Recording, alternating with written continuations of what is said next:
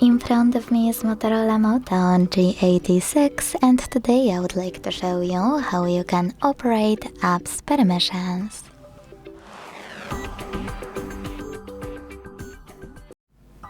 Begin by opening Devices Settings and scrolling down to click on Security and Privacy.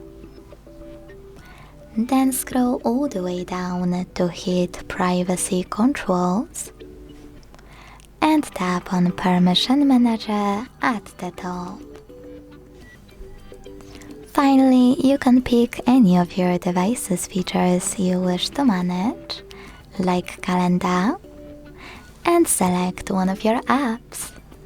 I will go with Clock from Not Allowed section. Then pick one of those options, in my case Allow or Don't Allow.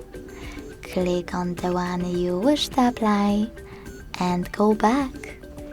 As you can see, after that, Clock just gained access to my device's calendar.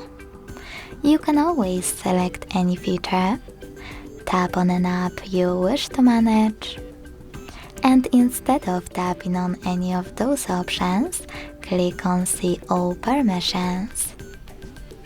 Then manage all of those only for chosen app, the same way.